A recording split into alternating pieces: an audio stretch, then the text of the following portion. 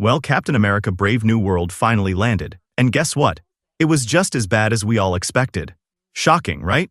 The plot was a mess, the villains were a joke, and the characters?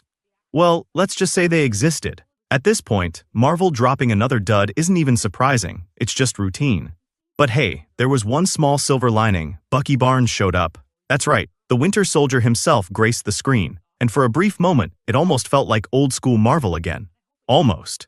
Seeing Bucky and Sam interact was a nice reminder of the Falcon and the Winter Soldier, which, let's be honest, wasn't exactly a masterpiece either. That show had all the charm of a mandatory ethics seminar and seemed more interested in lecturing than entertaining.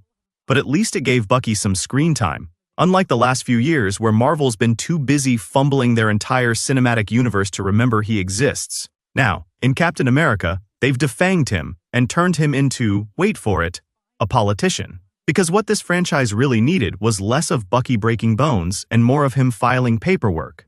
But fear not, because Marvel's not done with him yet. Enter Thunderbolts, the upcoming anti-hero team-up that may or may not be another disaster waiting to happen. This ragtag group consists of Bucky, the new Black Widow Florence Pugh's Yelena Belova, Red Guardian David Harbour being goofy again, John Walker, aka US Agent, who's somehow becoming more likable over time, and Ghost, aka that villain from Ant-Man and the Wasp you probably forgot about. The premise?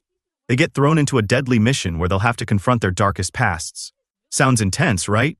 Too bad it'll probably be undercut by Marvel's signature awkward comedy and misplaced quips. Now, let's be fair. Marvel has managed to make obscure characters into superstars before. So, in theory, Thunderbolts could work. But here's the problem. That magic formula hasn't been working lately. Bucky and Yelena are great, but the rest of the lineup? Questionable, at best.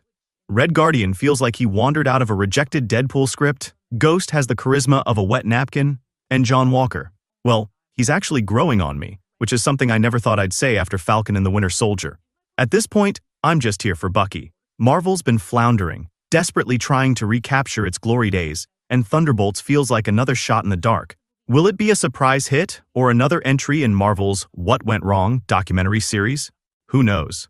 But hey, at least we'll get to see Bucky on screen again, and in this era of the MCU, we take what we can get.